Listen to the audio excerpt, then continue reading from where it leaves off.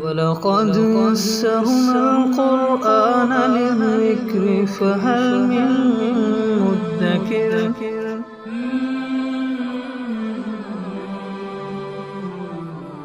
سورہ آل عمران آیت نمبر 145۔ اعوذ باللہ من الشیطان الرجیم، بسم اللہ الرحمن الرحیم۔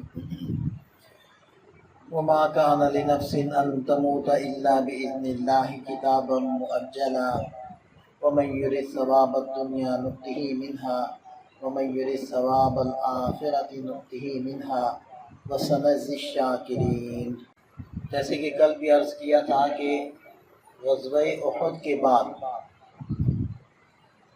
اس سے متعلقہ بہت ساری ہدایات وہ اللہ تعالیٰ نے تقریباً 4 سے 5 رکوع کے اندر مسلمانوں کو دی ہیں، کیونکہ سیکھنے کے لیے بہت ساری چیزیں، بہت سارے پہلو اس کے نکلے۔ تو انہی باتوں میں سے ایک یہ بات بھی تھی کہ وَمَا كَانَ لِنَفْسٍ أَن تَمُوتَ إِلَّا بِإِذْنِ اللَّهِ، کیونکہ دیکھیں کہ ایک تو وقتی طور پر مسلمانوں کو ہزیمت کا سامنا کرنا پڑا، دوسرا ایک بہت بڑی تعداد مسلمانوں کی شہید ہوئی، 70 کے قریب حضرات صحابہ کرام وہ شہید ہوئے، جن کے اندر نبی پاک صلی اللہ علیہ وسلم کے چچا حضرت حمزہ رضی اللہ عنہ بھی تھے، اور پھر آپ صلی اللہ علیہ وسلم بھی شدید زخمی ہوئے،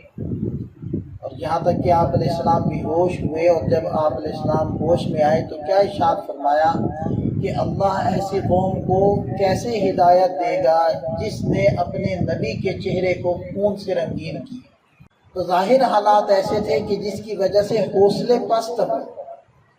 اور مسلمان قلبی اعتبار سے، جذبات کے اعتبار سے اکھڑ جائیں، تو اللہ تعالیٰ ان کو سنبھال رہے ہیں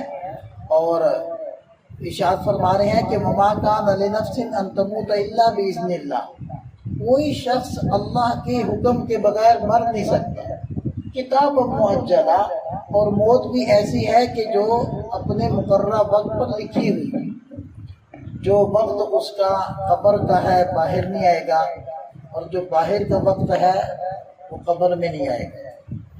ہر لمحہ ہر وقت انسان کا وہ لکھا ہوا ہے، اللہ کے حکم اجازت کے بغیر انسان ایک لمحہ زندہ نہیں رہ سکتا۔ تو اس سے ایک حوصلہ ملا کہ اللہ تعالیٰ نے ان حضرات کے لیے شہادت کو لکھا ہوا تھا، اسی کی وجہ سے یہ حضرات شہید ہوئے۔ اور پھر فرمائے کہ وَمَن يُرِدْ ثَوَابَ الدُّنْيَا نُؤْتِهِ مِنْهَا وَمَن يُرِدْ ثَوَابَ الْآخِرَةِ نُؤْتِهِ مِنْهَا۔ اصل میں غزوہ احد کے اندر جو ظاہری لغزشیں ہوئی ہیں ان میں سے ایک یہ بھی تھی کہ حضرت عبداللہ بن جبیر رضی اللہ عنہ کے ساتھ جن احباب کو حکم تھا کہ آپ لوگوں نے اس پہاڑی کو نہیں چھوڑنا، تو ان میں سے اکثر حضرات نے جب دیکھا کہ مسلمانوں نے میدان باندھ لیا ہے، کفار بھاگ رہے ہیں اور مسلمان مال غنیمت جمع کر رہے ہیں، تو انہوں نے سوچا کہ ہم بھی جہاد کے اس عمل میں شریک ہوں اور وہ پہاڑی کو چھوڑ کر نیچے اتر آئے۔ اگرچہ سب حضرات نہیں اترے لیکن اکثر آ گئے تھے۔ اور دیکھیں کہ جہاد کے اندر مال غنیمت کو جمع کرنا بھی کوئی دنیا نہیں ہے، بلکہ یہ بھی جہاد کا ایک حصہ ہے، اور یہ بھی اللہ کے احکامات میں سے ایک حکم ہے، اور وہ بھی اگر شریعت کے ضابطے کے مطابق جب اس کو تقسیم کیا جانا ہے تو یہ بھی ایک حکم ہے اللہ کا، جس کو پورا کرنے کے لیے وہ حضرات نیچے اترے ہیں۔ لیکن ظاہری طور پر تو ایک دنیا آتی نظر آ رہی ہے نا، اور اللہ تعالیٰ نے اس مقدس جماعت کو دنیا کی امامت کی ذمہ داری دینی تھی، اور ان کے عمل اور ایمان کو انسانیت کے لیے معیار قرار دینا تھا کہ ایسا ایمان چاہیے، ایسا عمل چاہیے۔ تو ان حضرات کی تربیت بھی تو اسی لیول پر ہونی تھی، اور ان کی جو لغزشیں ہیں، کہتے ہیں نا حسنات الابرار سیئات المقربین، جو اللہ کے مقرب ہوتے ہیں ان کی بہت معمولی باتوں کے اوپر بھی اللہ تعالیٰ ان کو عتاب فرماتے ہیں، محبوبانہ عتاب، جن باتوں پر عام طور پر کسی دوسرے کو عتاب نہیں کیا جاتا، تو اللہ تعالیٰ نے ان حضرات کے اس مال غنیمت کو جمع کرنے کے لیے اترنا، اس کو بھی ایک دنیا کی طلبی یا دنیا کے مال و دولت کی طرف تھوڑی سی توجہ اس سے تعبیر فرمایا کہ اگرچہ یہ بھی جہاد کا حصہ ہے، اگرچہ یہ بھی ایک حکم ہے، لیکن یہ جو ہلکا سا غبار ہے دل کے اندر، یہ بھی نہیں آنا چاہیے۔ خالصتاً 100% اللہ کے لیے ہر عمل ہو جائے۔ اس لیے ارشاد فرمائے وَمَن يُرِدْ ثَوَابَ الدُّنْيَا، جو دنیا کی ثواب، دنیا کے بدلے کی نیت کرے گا، نُؤْتِهِ مِنْهَا، ہم وہ دے دیں گے۔ آخرت میں ایسے لوگوں کا کوئی حصہ نہیں۔ وَمَن يُرِدْ ثَوَابَ الْآخِرَةِ نُؤْتِهِ مِنْهَا، اور جو آخرت کے ثواب کی نیت کرے گا، ہم اس کو آخرت کا ثواب دیں گے۔ وَسَنَجْزِي الشَّاكِرِينَ، اور شکر گزاروں کو ہم جلد ہی بدلہ عطا فرمائیں گے۔ تو اسے ہمارے لیے رہنمائی ہے کہ ہمیشہ ہر عمل سے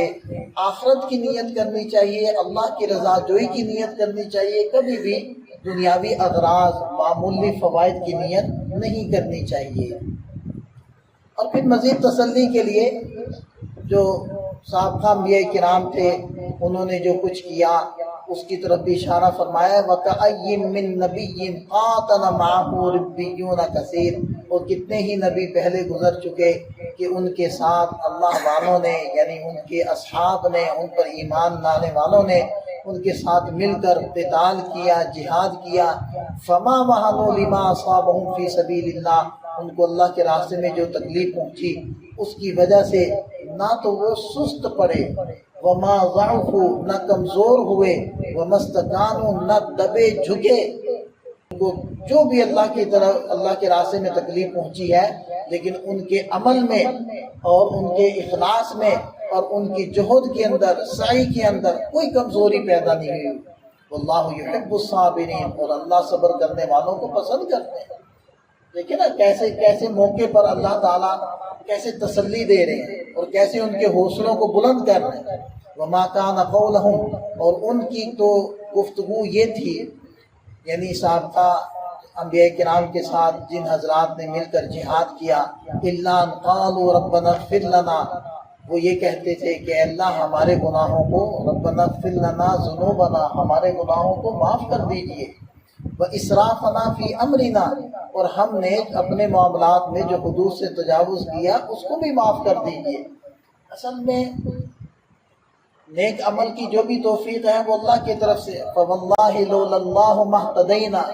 ولا تصدقنا ولا صلینا، اللہ کی قسم اگر اللہ ہمیں ہدایت نہ دیتے تو نہ ہم زکوٰۃ دیتے، نہ ہم نماز پڑھتے۔ یہ وہ اشعار ہیں، ان اشعار میں سے یہ پہلا شعر ہے کہ جو غزوہ احزاب کے موقع پر جب حضرات صحابہ کرام اور نبی پاک صلی اللہ علیہ وسلم خندق کھود رہے تھے تو جذبات کو جوان رکھنے کے لیے اشعار پڑھ رہے تھے۔ ان اشعار میں سے یہ پہلا شعر ہے لولا اللہ ما اهتدینا ولا تصدقنا ولا صلینا۔ صحابہ کرام بھی اور آپ علیہ السلام بھی ایسے گنگنا رہے تھے، اشعار پڑھ رہے تھے اور خندق کھود رہے تھے۔ تو بہرحال اللہ کے راستے میں وہ جہاد کر رہے ہیں اور اللہ سے اپنے گناہوں کی معافی مانگ رہے ہیں، اور کیا کہہ رہے ہیں وثبت اقدامنا، اے اللہ ہمارے قدموں کو جما دیجئے، وانصرنا علی القوم الکافرین، اور کافر قوم کے مقابلے میں ہماری مدد کیجئے۔ فآتاہم اللہ ثواب الدنیا، تو اللہ تعالیٰ نے ان کو دنیا کا بدلہ بھی عطا کیا، وحسن ثواب الآخرہ، اور بہترین آخرت کا بدلہ بھی عطا کیا۔ واللہ یحب المحسنین، اور اللہ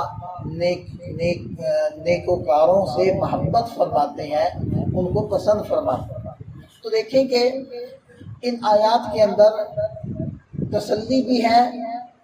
اور آخرت کی طرف رخ بھی ہے، اور دوبارہ سے وہی جذبہ جہاد اور وہی اللہ پر اعتماد، وہی حوصلہ، وہ بھی حضرات صحابہ کرام کے اندر بیدار کیا گیا ہے، اور جو وقتی ہزیمت و شکست کا سامنا ہوا ہے اس کو بھی برداشت کرنے کا طریقہ بتایا گیا ہے کہ یہ وقتی چیزیں ہیں، ان کی وجہ سے کمزور نہیں پڑنا، ان کی وجہ سے سست نہیں ہونا، ان کی وجہ سے پیچھے نہیں ہٹنا، دبنا نہیں، جھکنا نہیں، ڈٹے رہنا ہے۔ یہ چیزیں زندگی کا حصہ ہیں۔ تو اللہ تعالیٰ ہمیں بھی ایسی جذبات عطا فرمائے، ہر عمل میں اللہ تعالیٰ ہمیں بھی اپنی طرف آخرت کی طرف متوجہ فرمائے، اور ہمیں بھی ہمارے حوصلے بھی اللہ تعالیٰ بلند فرمائے۔ کبھی بھی نا امید نہیں ہونا چاہیے، جیسے لوگ کہہ دیتے ہیں نا کہ یہ اب اصلاح کی کوئی شکل نہیں، اب نہیں کوئی کچھ ہو سکتا، تو ایسا نہیں ہے، کبھی بھی نا امید نہیں ہونا چاہیے۔ دیکھیں یہ جو حضرت مولانا الیاس صاحب رحمۃ اللہ علیہ نے اسی امید کی بنا پر تو یہ دعوت و تبلیغ کا کام شروع کیا، اور اس کام کو دیکھ کر حضرت مولانا اشرف علی صاحب تھانوی رحمۃ اللہ علیہ فرمایا کرتے تھے، مولانا الیاس نے ہماری یاس کو آس سے بدل دیا، مولانا الیاس نے ہماری یاس کو آس سے بدل دیا، کہ دوبارہ سے امید لگ گئی ہے کہ اللہ تعالیٰ اس امت کو اٹھا سکتے ہیں۔ اللہ تعالیٰ تو خیر اٹھا ہی سکتے ہیں، یعنی اس امت کے اندر اب بھی وہ جذبات موجود ہے کہ یہ کھڑی ہو سکتی ہے۔ اب دیکھیں کہ اس پستی کے اور اس کمزوری کے زمانے کے اندر بھی ایسے لوگ موجود ہیں، اور 2-4 نہیں، 1000 2000 نہیں، لاکھ 2 لاکھ نہیں، کروڑوں کی تعداد کے اندر موجود ہے کہ جو اپنے جیب سے خرچ کر کے اللہ کے راستے میں نکل رہے ہیں اور اللہ کی بات کر رہے ہیں، اپنی کوئی بات نہیں کرتے، اور لاکھوں ایسے ہیں کہ جو جہازوں میں بیٹھ بیٹھ کر دوسرے ملکوں میں جا رہے ہیں اور وہاں جا کر اللہ کی بات کر رہے ہیں، اللہ کا کلمہ بلند کر رہے ہیں اور اپنی جیب سے لگا رہے ہیں، اور دنیا کا کوئی ان کو لینا دینا نہیں۔ تو یہ اسی امت کے افراد ہیں۔ اللہ تعالیٰ ہمیں بھی توفیق عطا فرمائے مختلف اوقات کے لیے نکلنے کی۔ ہماری مسجد میں مہمان آئے ہوئے ہیں، جماعت آئی ہوئی ہے، تو ان احباب کے ساتھ بیٹھنا، گشت وغیرہ کروانا، یہ بھی ان کا حق ہے۔ اللہ تعالیٰ ہم سب کو توفیق عطا فرمائے۔